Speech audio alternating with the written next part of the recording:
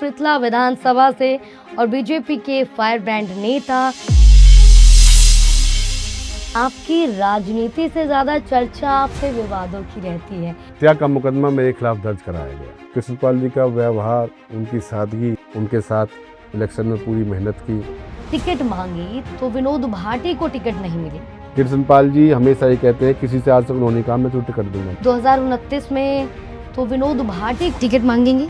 100% ticket मांगेंगे, 100% ticket मांगेंगे। और इस पिछला में विनोद भाटी पहली बार कमल खड़ा के दिखाएंगे। टेकचंद शर्मा जी ने अपने तेवर दिखाए। बिल्कुल करण दलाल जी का हमारे इलाके की लड़ाई है। बीजेपी की आंधी में जब हर जगह बीजेपी कमल लहरा रहा है तो पृथला में क्यों नहीं लहरा है? नैनपाल रावत जी जो अपना आपको जनसेवक कहते हैं, उनकी मौज मस्ती की तो मैं ज़्यादा आपके मंच से माध्यम से नहीं कहना चाहूँगा। क्या भाटी जी के पास भी पैसा नहीं था इसलिए टिकट नहीं मिल? उन नैनपाल रावत जी से पूछिए, जब उन्हें पहली बार टिकट मिला तो कितने पैसे दे के लाए? रघुवीर तेवतिया करंट में विधाया गया पृथला से, उनके काम को कैसे देखते हो आप? अगर आपको टिकट मिल जाती तो आप क्या करते? अपने पृथला के डेवलपमेंट के लिए रोज नई प्लानिंग पर गवर्नमेंट से बात करता। You have to make here residential sectors, commercials and you have to develop like this. आपके ऊपर लगभग कितने मुकदमे अब तक दर्ज हुए होंगे, याद है? जी मैडम, होंगे 5-7 मुकदमे तो होंगे, छोटे मोटे। देखो, जब हम लगातार जमीनों का काम भी, प्रॉपर्टी के काम भी किए तो छोटे मोटे विवाद तो चलते रहते हैं कहीं ना कहीं। मेरे साथ इन मुकदमों का थोड़ा सा है जो मैं थोड़ा कंट्रोवर्सी में रहता हूँ। आपकी कुंडली बनी हुई है? नहीं। कुंडली में एक बार दिखवाना, कहीं विवाद नाम का कोई। लोग तो कहते हैं कि विनोद भाटी की राजनीति में वो ठाकुर दबदबा दिखता है। अगर लोगों को दिखता है दबदबा है तो दबदबा रहना चाहिए। आज का पॉडकास्ट काफी इंटरेस्टिंग रहने वाला है क्योंकि आज के special podcast with Deepa Rana के स्पेशल गेस्ट हैं एक ऐसे नेता, पृथला विधानसभा का एक ऐसा चेहरा जिनकी चर्चा चौपाल से लेकर राजनीतिक गलियारों में रहती है। पृथला विधानसभा और बीजेपी के एक ऐसे फायर ब्रांड नेता जिनके बारे में लोग हमेशा एक जैसा कभी नहीं कहते। कुछ लोग उन्हें जमीन से जुड़ा हुआ और पढ़ा लिखा नेता कहते हैं। कुछ लोग कहते हैं कि भाई उनकी तो राजनीति में अपना एक अलग ही दबदबा है। कुछ विरोधी ये तक कहते हैं कि कंट्रोवर्सी में रहना उनकी आदत है। विरोधी तो यहाँ तक भी कहते हैं कि वो विवादों का केंद्र है। एमबीए करने के बाद आराम से कॉर्पोरेट की जिंदगी जी सकते थे, लेकिन नहीं, नेताजी ने क्या चुना? गांव, पंचायत और राजनीति की राह। आज हम अपने स्पेशल गेस्ट के बारे में अगर मैं बताऊं आपको, जिनका जिक्र होता है टिकट की राजनीति, सत्ता का समीकरण, पुराने मुकदमे, विवाद, फायरिंग और रंगदारी की धमकियां, क्या राजनीतिक महत्वाकांक्षाएं हैं, तमाम मुद्दों पर बात होगी। आज के जो हमारे गेस्ट हैं उनका सफर सुर्खियों में रहता है। तो आज मैं वेलकम करना चाहूंगी आज के हमारे स्पेशल गेस्ट पृथला विधानसभा से और बीजेपी के फायर ब्रांड नेता, बीजेपी के सक्रिय नेता विनोद भाटी जी। बहुत बहुत नमस्कार जी, कैसे हैं आप? बहुत अच्छे। आप ठीक है? बिल्कुल बढ़िया। भाटी साहब, आपकी राजनीति से ज्यादा चर्चा आपके विवादों की रहती है, या यूं कहूं जिस तरीके से आपके विरोधी कहते हैं कि विनोद भाटी तो भाई बिना कंट्रोवर्सी के रह ही नहीं सकते। सही कहते हैं कि गलत? देखो, विरोधियों का काम तो विरोध करना है, लेकिन मैं आपको एक चीज़ कहना चाहता हूँ आपके पॉडकास्ट के माध्यम से कि जब एक आदमी जीरो से एक सफ़र तय करता है और डे बाय डे स्टेप्स आगे बढ़ाता है और आगे बढ़ता है, तो उसके साथ कंट्रोवर्सीज़ हों या उपेक्षा करने वाले हों, तो ये चीज़ें तो आना स्वाभाविक है। विनोद भाटी का ना तो कोई बहुत बड़े धड़ल्ले परिवार से नाता रहा है, ना ही बहुत बड़े राजनीतिक परिवार से नाता रहा है, ना ही किसी बहुत बड़ी बिजनेस फैमिली से विनोद भाटी का नाता रहा है। आज विनोद भाटी इस पॉडकास्ट में बैठा है, आपके सामने है।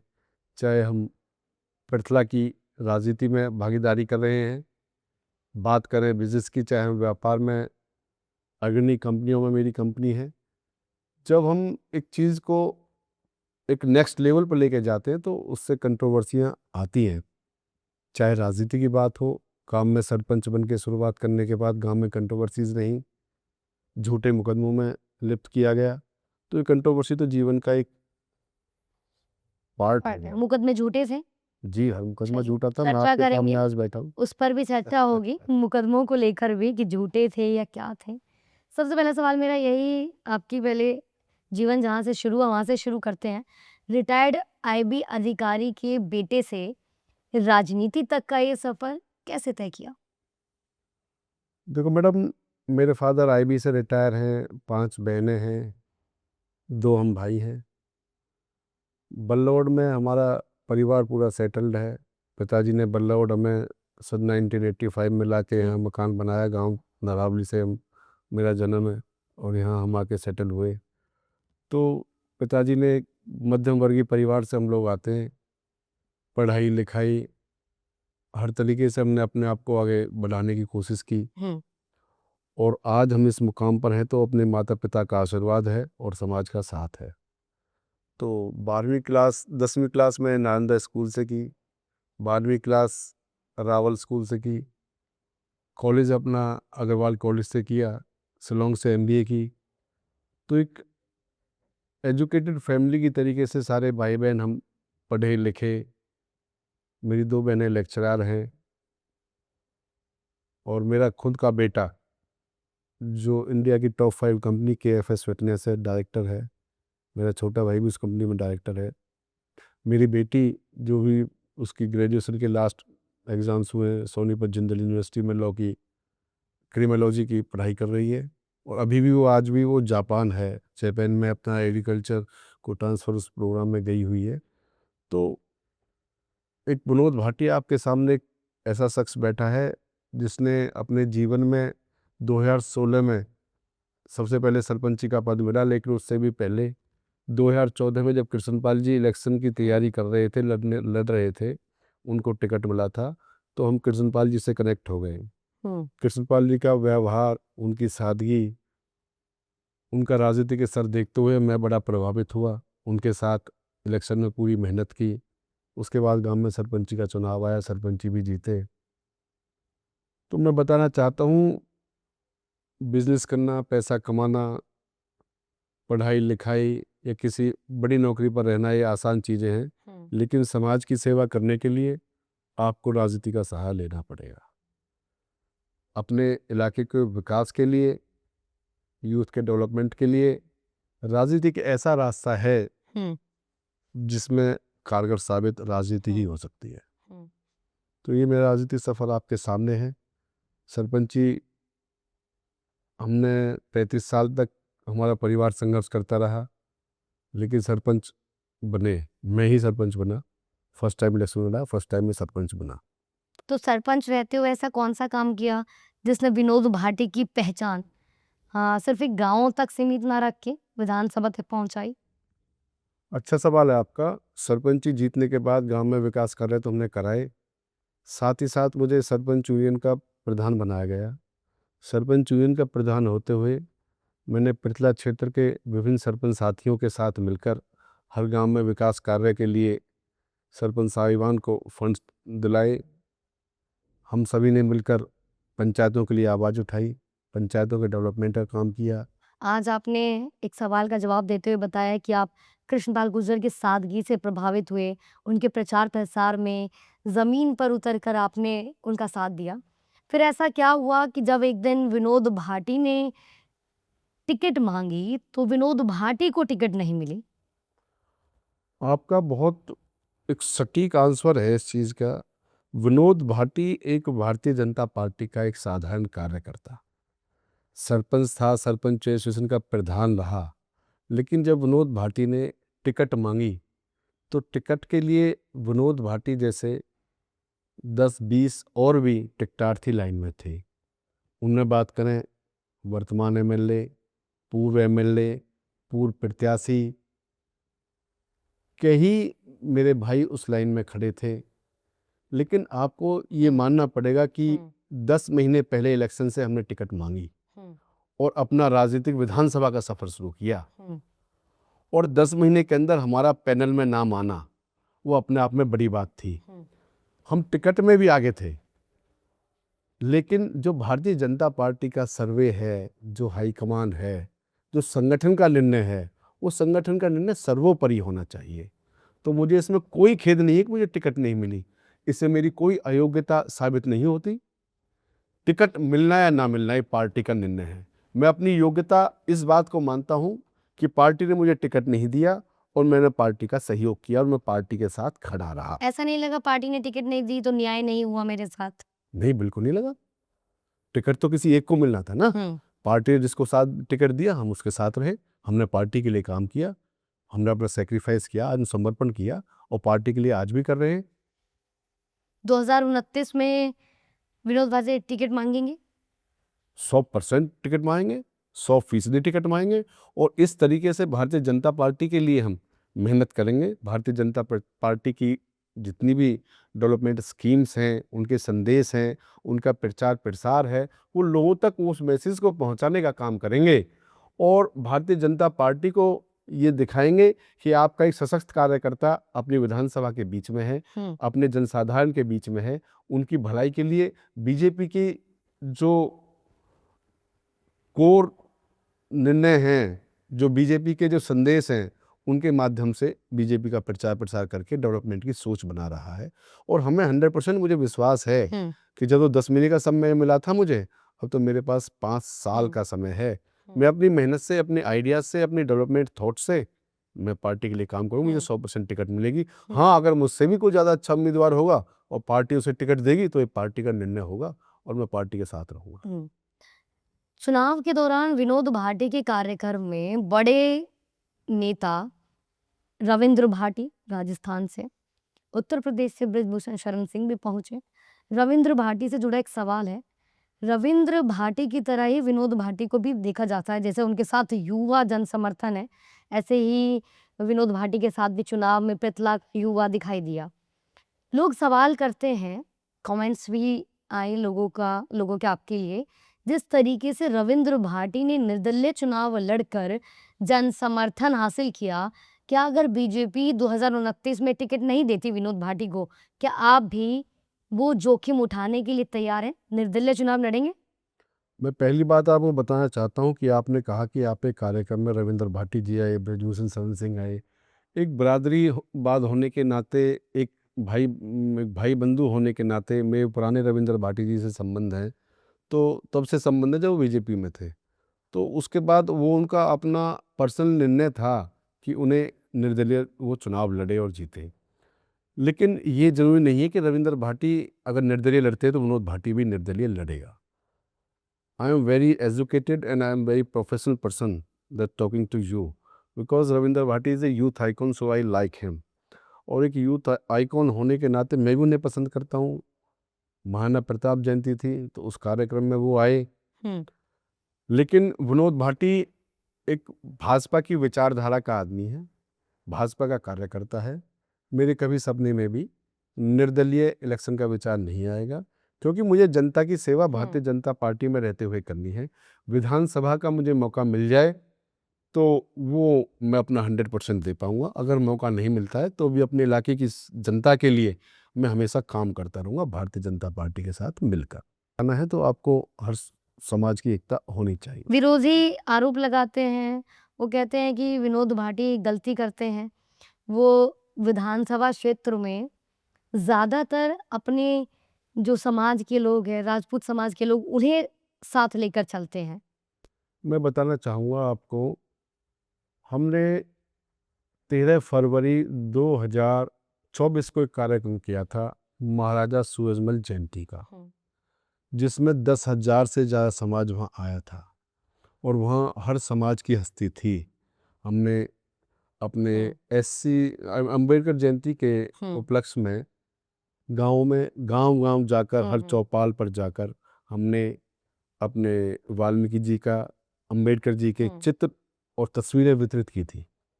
लोगों को मैसेज दिया था कि शिक्षा पर ध्यान दो। बात करें अभी जो हमने महाराणा प्रताप जयंती का आयोजन किया, उस जयंती के अंदर हमारे कृष्णपाल गुर्जर जी इनवाइटेड थे, इनके बेटे देवेंद्र जी आए, मूलचंद शर्मा जी यहाँ अतिथि के तौर पर आए। बात करें असम से विधायक आए। बात करें हर गांव का पंच सरपंच इनवाइटेड थे। हर गांव की किसी भी जाति के 36 बिरादरी के जो समाज के संगठनों के जो अध्यक्ष थे वो लोग इनवाइटेड थे। तो ये कहना सरासर गलत होगा कि विनोद भाटी अपनी जाति के लोगों को आगे लाता है। ऐसा नहीं है। 36 बिरादरी से समाज बनता है और हमें 36 बिरादरी की सेवा भाव करनी है, सेवा करनी है, उनके डेवलपमेंट के लिए काम करना है। तो ये मिथ है, ये विरोधियों का एक बदनाम करने की साजिश है कि सिर्फ राजपूतों को आगे लाते हैं, ऐसा कुछ नहीं है। पृथला विधानसभा की अगर मैं बात करूं तो पृथला विधानसभा में पहले टेकचंद शर्मा रहे जो बीएसपी के कैंडिडेट थे, लेकिन बाद में समर्थन दे दिया बीजेपी को। फिर नैनपाल रावत जी थे जो इंडिपेंडेंट कैंडिडेट थे, बीजेपी को समर्थन दे दिया, लेकिन पृथला में कमल तो खिल ही नहीं पाया। देखो, विनोद भाटी की एक राजनीति का बहुत बड़ा एम है कि पृथला में विनोद भाटी पहली बार कमल खिला के दिखाएंगे। अपने जोश के साथ, अपनी कार्यशैली के साथ, अपने आधुनिक जो स्कीम्स हैं, आइडियाज़ हैं, आइडियोलॉजी है, उसको नौजवानों तक पहुंचाकर वुमेन को एम्पावरमेंट की शक्ति की पूरी परख देकर हम किस तरीके से पृथला में कमल खिला सकते हैं, ये पूरा एक रोड प्लान विनोद भाटी के पास तैयार है। I am working with strategy, not like only politics. हम एक पढ़ी लिखी राजनीति करना चाहता हूँ, एक स्ट्रक्चर्ड राजनीति करना चाहता हूँ, एक विजनरी राजनीति करना चाहता हूँ, तभी पृथला में कमल खिल पाएगा। ये सोच के साथ मैं पृथला में काम करना चाहता हूँ। पृथला में भाजपा की सबसे बड़ी कमजोरी आप क्या मानते हैं? देखो, सबसे बड़ी कमजोरी पृथला में भारतीय जनता पार्टी की कहूँ तो सही कैंडिडेट का चुनाव भी हो सकता है। नहीं हुआ सही कैंडिडेट का चुनाव। समय का, यहाँ का डेमोग्राफिकली, ज्योग्राफिकली, पॉलिटिकली हर तरीके से एक अध्ययन करके एक चीज़ों को तरीके से एक विजन के साथ अगर धरातल पर उतारा जाए तो कोई भी काम असंभव नहीं है। भाजपा का कमल 100% खिलेगा। अब बात करें सबसे 24 में कैंडिडेट का चुनाव जो हुआ पृथला में, टेकचंद शर्मा को टिकट दी जी। गई, वो सही था या नहीं? टेकचंद शर्मा जी पूर्व में हमारे विधायक रहे बसपा से, बहुजन समाजवादी पार्टी से। बहुजन समाजवादी पार्टी के होने के नाते फिर भी भारतीय जनता पार्टी का बड़प्पन था। मनोहर लाल जी ने उनको इलाके के विकास के लिए, डेवलपमेंट के लिए बहुत सारा पैसा दिया, बहुत सारा धन दिया। लेकिन बड़े अचंभे की बात हुई जब 2024 में हमारा लोकसभा सांसद का चुनाव था, तो हमारे टेकचंद शर्मा जी ने अपने तेवर दिखाए। कल टेकचंद शर्मा जी ने किसी को चुनाव जीवी कोई ऐसा शब्द कहा था, लेकिन आप एक चीज़ सोचो, टेकचंद शर्मा जी उस समय कहाँ गए थे जब हमारे पलवल के पूर्व विधायक करण दलाल जी का वो गुणगान कर रहे थे, मोहना मंडी में भारतीय जनता पार्टी के खिलाफ बोल रहे थे, भारतीय जनता पार्टी के संगठनों के खिलाफ बोल रहे थे। तो जब एक आदमी की loyalty, it's a big thing. Bharatiya Janata party ने आपको विकास के लिए इतना सौगातें दी, अपने इलाके में आपकी पहचान बनाने के लिए इतना धन दिया, तो व्हाई दे चीट देम? क्यों उन्होंने खिलाफ बोला? शायद भारतीय जनता पार्टी तो इस बात को डाइजेस्ट कर गई, लेकिन जनता ने डाइजेस्ट नहीं किया। आपने देखा, वो कहते हैं कि मैंने जनता के हक के लिए आवाज उठाई। जनता के हक की आवाज, तो जनता ने उनको क्यों नकारा? ये साक्षात प्रूफ है। वो क्या है, वो तो मान ही बीजेपी नहीं की आंधी में, बीजेपी की आंधी में जब हर जगह बीजेपी कमल लहरा रहा है, तो पृथला में क्यों नहीं लहराया? उनकी लॉयल्टी नहीं थी। वो मान ही नहीं रहे ना, जनता ने राय। वो तो कह रहे हैं कि मेरी किश्ती वहां डूबी जहां पानी कम था, मुझे अपनों ने मारा, गैरों में कहाँ दम था। मैडम, वो तो मैं भाजपा भी पर ही मैं भी कह आरोप सकता लगा हूँ रहे हैं। मैं भी कह सकता हूँ कि मुझे टिकट भारतीय जनता पार्टी के नेता ने नहीं लेने दी, ऐसे नहीं करने दिया। हार को स्वीकार करना चाहिए। जो कमियां आपके अंदर रही हैं उन्हें देखकर, जानकर, पहचान कर भविष्य में उनसे सबक सीखना चाहिए। उसे आपको मानना तो पड़ेगा ही पड़ेगा। आप नहीं मानोगे, दूसरों पर दोषारोपण करोगे तो कौन सुनेगा इस बात को? आप खुद देखिए, आप क्षेत्र में इलेक्शन लड़ रहे हो, चुनाव लड़ रहे हो, पूरा संगठन आपके साथ खड़ा है, पूरी भारतीय जनता पार्टी की आपके साथ टीम खड़ी है। कृष्णपाल जी के मुझ पर खुद पर लगातार फ़ोन आए थे, मैं हॉस्पिटलाइज था उस टाइम पे, कि विनोद जी अपने गाँव में प्रचार करो, अपने गाँव में इस तरीके से चीज़ों को बढ़ाओ। हर आदमी बीजेपी का इनके साथ लगा हुआ था। लेकिन जनता को कहाँ लेके जाएं? जिस जनता के सामने रोज़ इन्होंने नए नए खेल किए, नए नए ड्रामास किए, तो जनता भी तो जवाब देगी। ये जनता का जवाब था।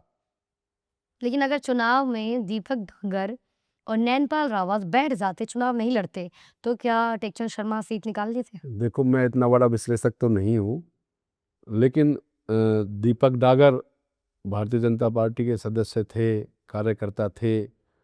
वो निर्दलीय चुनाव लड़े, वो गलत था, नहीं लड़ना चाहिए था।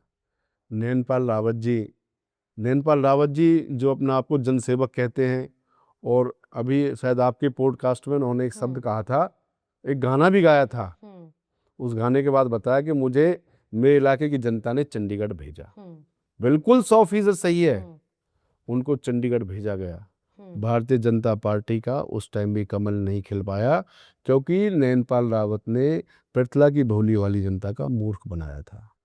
कैसे? मैं मर जाऊंगा, मेरा लास्ट चुनाव है, मेरे साथ ऐसा हो गया, गांव गांव जाके रोना, इमोशनली लोगों को हर्ट करना। तो इस तरीके से जो उनका प्रोपेगेंडा उन्होंने फैलाया, उन्हें विधानसभा की सीट मिल गई। लेकिन विधानसभा की सीट मिलने का क्या मतलब है?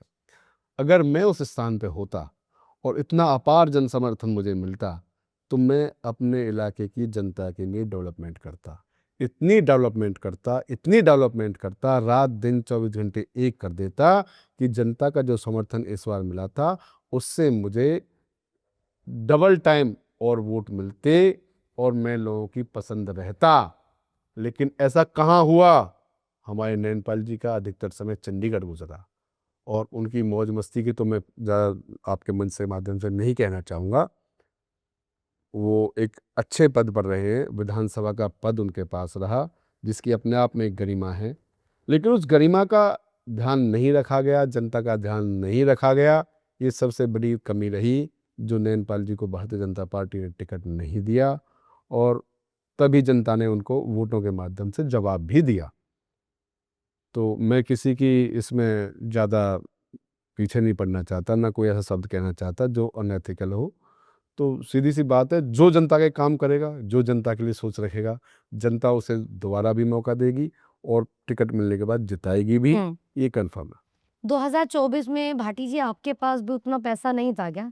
क्योंकि नैनपाल रावत बोल रहे हैं कि मुझे टिकट इसलिए नहीं मिला क्योंकि मेरे पास पैसे नहीं थे।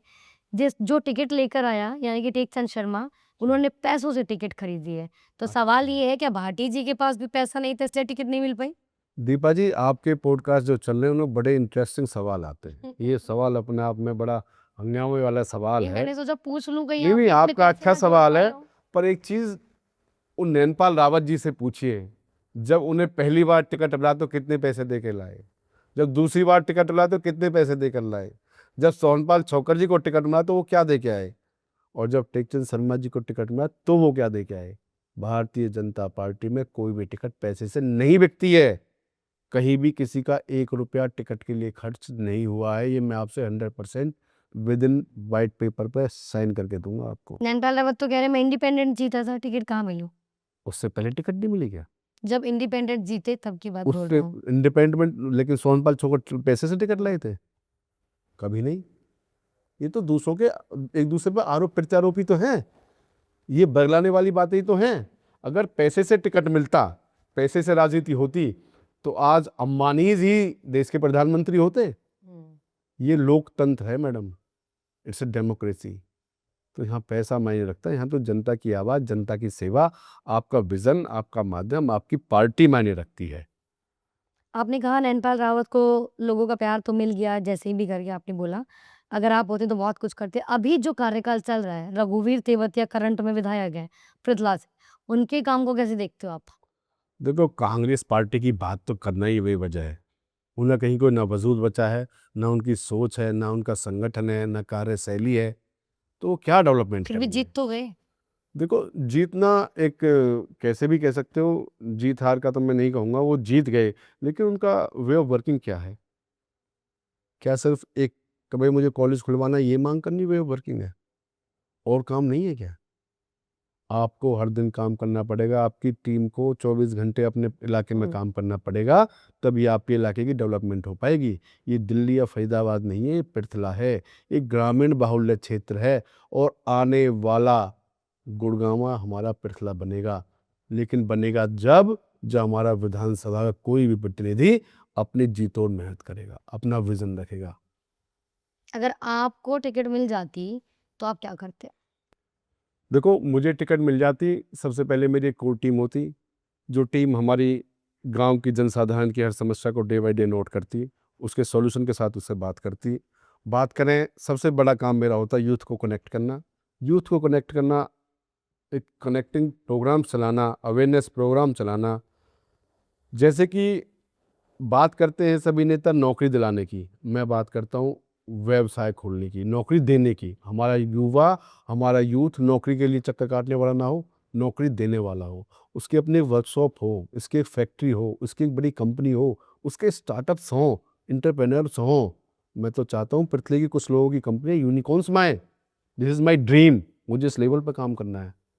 ये मेरा मुख्य सपना है कि मैं अपने पृथ्वी के यूथ को इतना आगे पहुंचाऊं कि पूरे संसार में उसकी धूम मचे। मैं बताना चाहता हूं अपनी लेडीज़ की, हमारी वुमेन एम्पावरमेंट की पता लगे, अवेयरनेस हो, उनको आगे बढ़ने के मौके मिलें, उनकी सहभागिता राजनीति में हो, व्यापार में हो, नौकरियों में हो। वो एक गाँवों की हाउस वाइफ बन के ना रहे, वो हर चीज़ में आगे बढ़े। ये औरतों को, लेडीज़ को, बहनों को मैं कनेक्ट करना चाहता हूँ। देखो, आप फरीदाबाद का नाम पूरे देश के अंदर फेमस है, बात करें नोएडा का फेमस है, बात करें गाजियाबाद का फेमस है, तो पृथला का क्यों नहीं? विनोद भाटी की सोच पृथला सबसे ज़्यादा फेमस हो।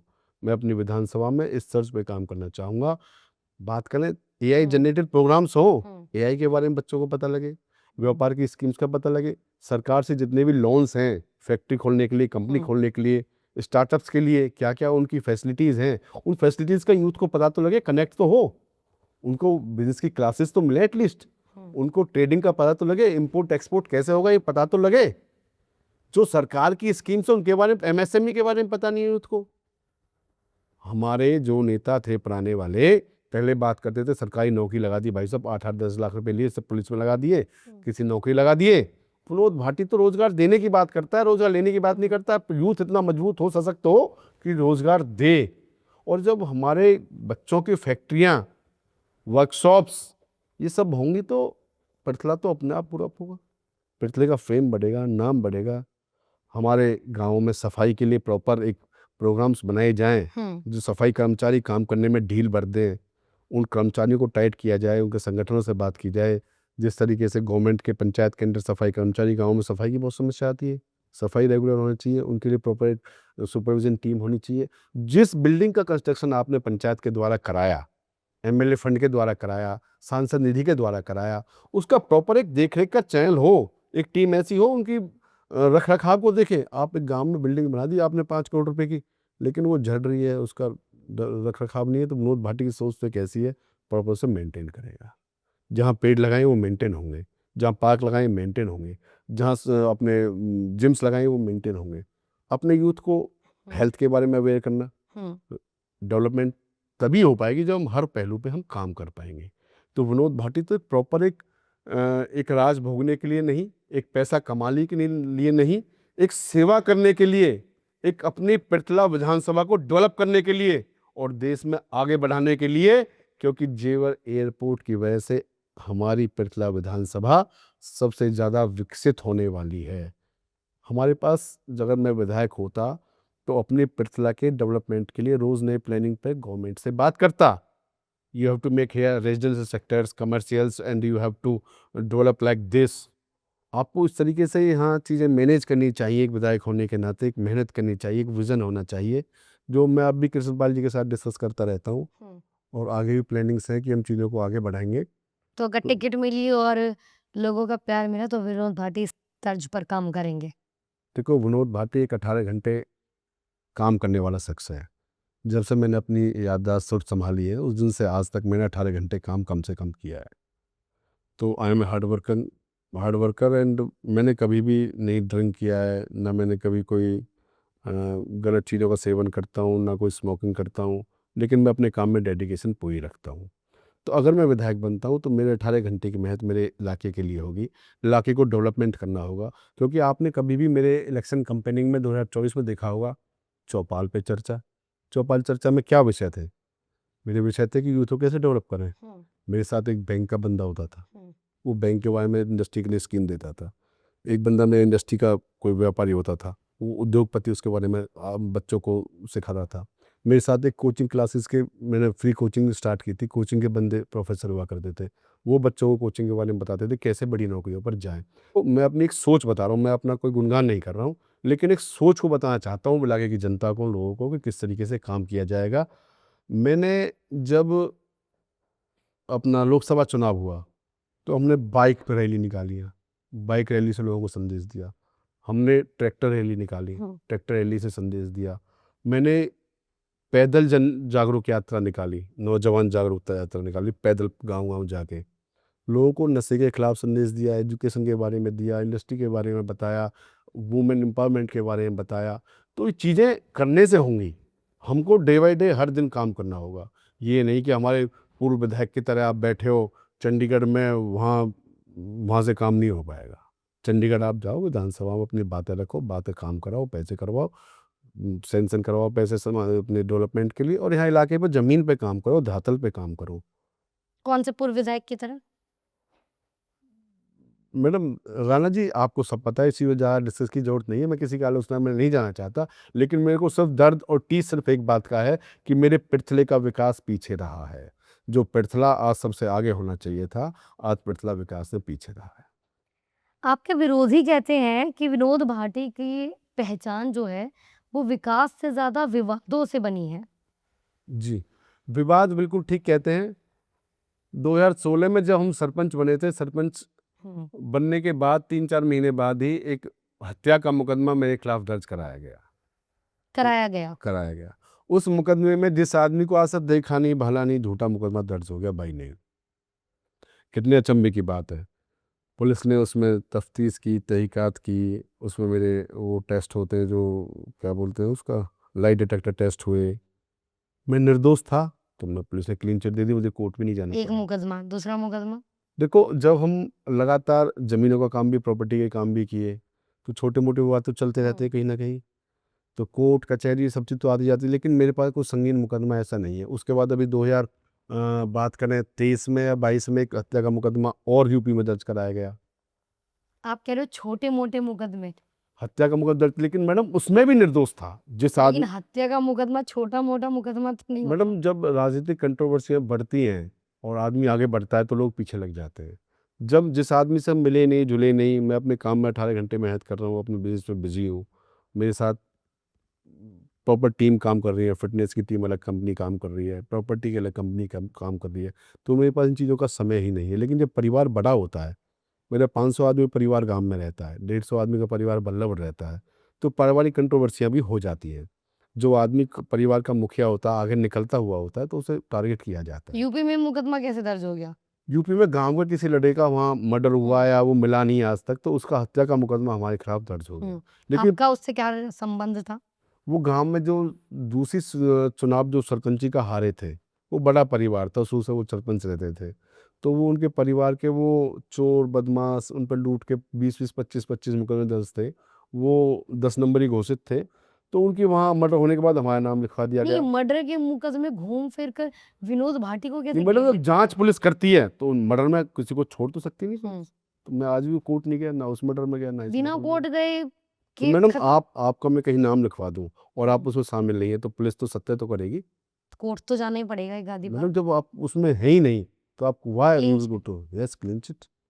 तो ये अभी पीछे एक झगड़ा हो गया था कॉलोनी में, एक राव साहबों के, हमारे बड़े सम्मानित परिवार से लड़का था, वो परिवार में कुछ झगड़ा हो गया, उसके हाथ पैर टूटे, किसी परिवार में से कोई लड़के ने हो गया था, तो उसमें मेरा नाम सबसे ऊपर आया। लेकिन जबकि मैं तो अपने ऑफिस में काम कर रहा था, मेरे साथ 50-100 लोग थे, पुलिस ने वेरीफाई किया, मुझे फिर क्लीन चिट दी। तो ये तो विवाद, तो ये तो जीवन का मेरे का एक पहलू है, हर आदमी के साथ कुछ ना कुछ चीज़ें होती हैं, मेरे साथ इन मुकदमों का थोड़ा सा है, जो मैं थोड़ा कंट्रोवर्सी में रहता हूँ। आपकी कुंडली बनी हुई है? नहीं।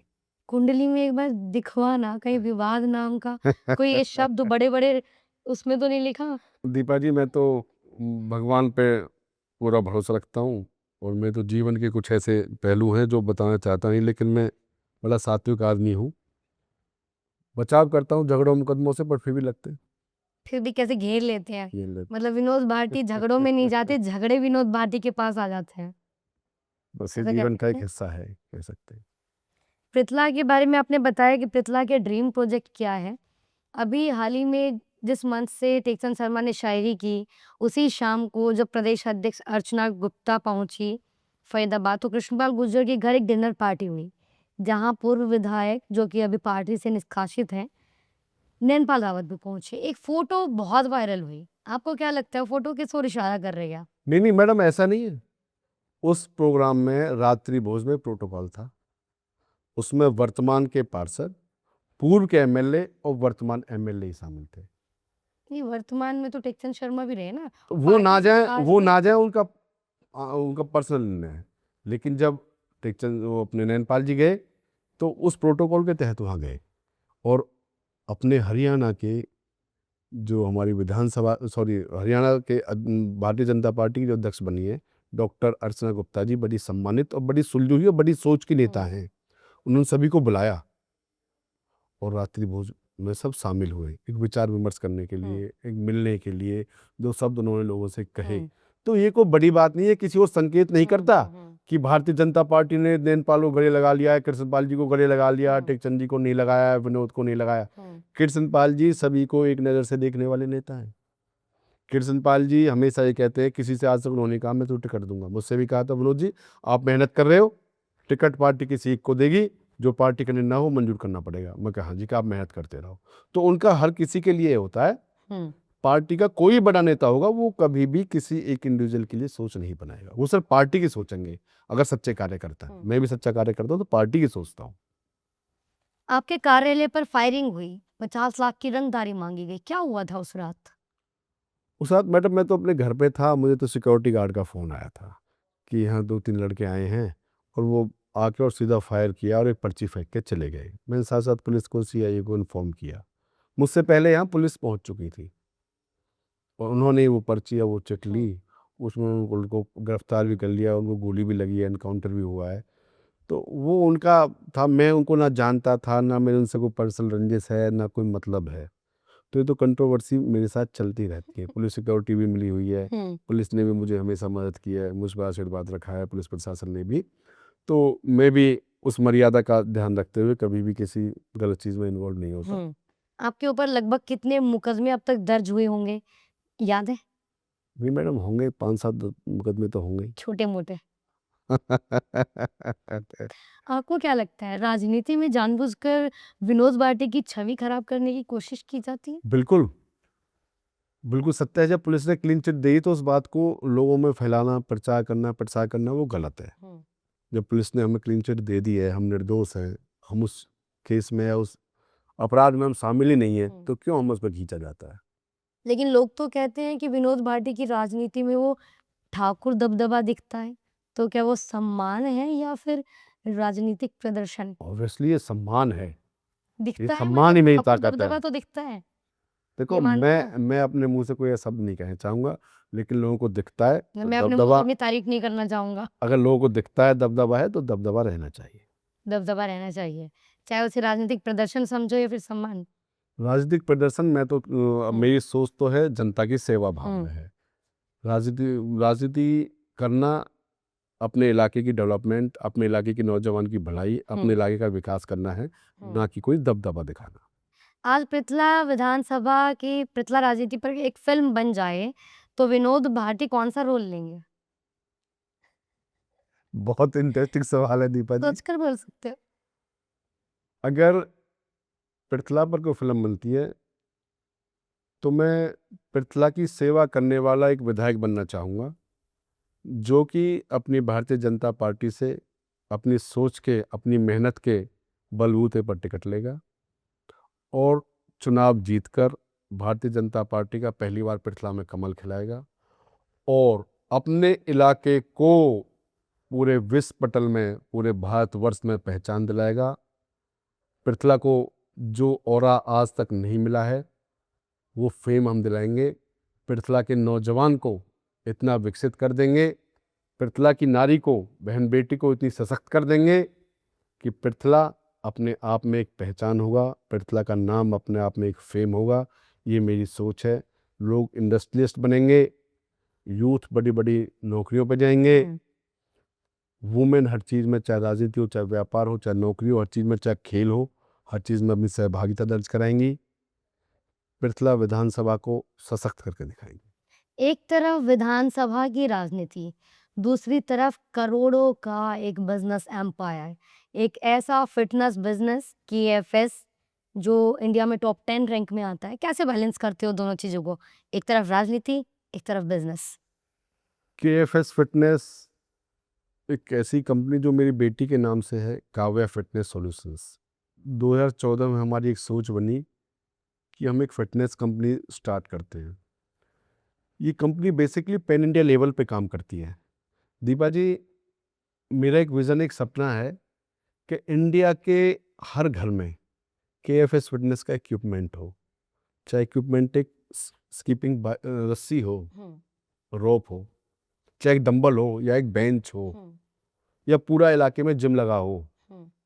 तो केएफएस अपनी भागीदारी इंडिया के हर घर में करना चाहता है। केएफएस फिटनेस हर मेट्रो सिटी, हर डिस्ट्रिक्ट, हर स्टेट में आपको जिम मिलेगा। ये सिर्फ एक विजन था, ये एक सोच थी, जो आज इंडिया टॉप 5 कंपनी में आज केएफएस फिटनेस शामिल है। इसमें मेरे छोटे भाई अजय जी, मेरे बेटे केतन भाटी, इनका सहयोग है। आकाश दुबे जी हैं, उनका बहुत बड़ा सहयोग है। केएफएस फिटनेस एक इंडिया में पहचान बनाने के लिए हमें हर घर में काम करना पड़ता है। जो हमसे इक्विपमेंट खरीदते हैं उनको आफ्टर सेल सर्विस हम अच्छे से प्रोवाइड कराते हैं, यही हमारी यूएसपी है। और केएफएस फिटनेस एक सोच, एक विजन था, क्योंकि मैं जो भी काम करता हूँ उसमें पूरा अपना 100% देता हूँ। तो आज कंपनी करोड़ों का टर्नओवर कर रही है, हर स्टेट में, हर डिस्ट्रिक्ट में पहुँच रही है। केएफएस फिटनेस का जिम लेने का सपना हर किसी एथलीट का, हर किसी जिम फ्रीक का या इन्फ्लुएंसर का होता है कि केएफएस फिटनेस का जिम लगाया जाए।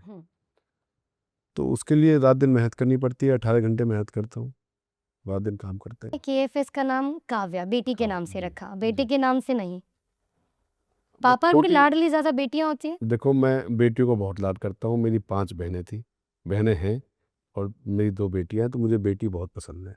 और हमारे परिवार की परंपरा रही है कि हम बेटियों को प्यार ज़्यादा करते हैं। आज ये पॉडकास्ट के हमने बहुत सारे सवाल रहे इसमें। पृथला की जनता को विनोद भाटी का कोई एक मैसेज, बहुत ही शॉर्ट मैसेज, क्या देना चाहेंगे आप? पृथला की जनता को मैसेज, पृथला सबसे अलग है, सबसे अच्छा है। पृथला के यूथ को आगे बढ़ना होगा, बड़ी बड़ी नौकरियों में, स्पोर्ट्स में, हर सर्विसेज में इंडस्ट्रियलिस्ट बनना होगा। बड़ी बड़ी फैक्ट्री, बड़ी बड़ी कंपनी, बड़े बड़े प्रोडक्शन पृथला के यूथ के होंगे। वुमेन एम्पावरमेंट को बढ़ाना होगा। हमारी माता बहनों की भागीदारी देश की राजनीति में, देश के विकास में, व्यापार में, बड़ी बड़ी नौकरियों में, खेलों में होगी। हमारे इलाके का विकास, हमारे गांवों का विकास, हमारी गलियों का विकास, हमारे नैतिक मूल्यों का विकास हम सभी मिलकर करेंगे। आओ चलो मिलकर पृथला विधानसभा में भारतीय जनता पार्टी का कमल खिलाते हैं और पृथला की पहचान देश में अलग से बनाते हैं। जय हिंद, जय भारत, जय पृथला। तो देखिए, जैसा मैंने अपनी ओपनिंग में ही कहा था, ये पॉडकास्ट बहुत इंटरेस्टिंग और बहुत हटके होने वाला है। तो वाकई ये पॉडकास्ट बहुत हटके था। सवाल और उसके बाद उसके जवाब बेबाक थे।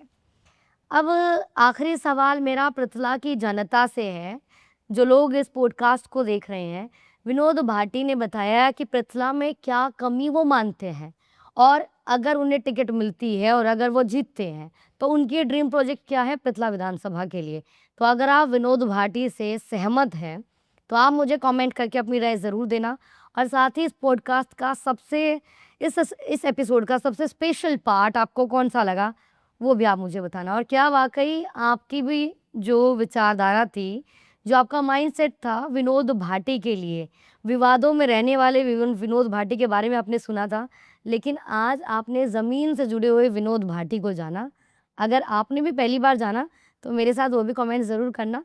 और बाकी नेक्स्ट एपिसोड में आप किसे हमारे साथ गेस्ट देखना चाहते हैं वो भी ज़रूर बताएं। और ऐसे ही अगले पॉडकास्ट, अगले एपिसोड के लिए जुड़े रहिए। पॉडकास्ट विद दीपा राणा और हिंदुस्तान तहलका न्यूज़ के साथ। जय हिंद, जय भारत।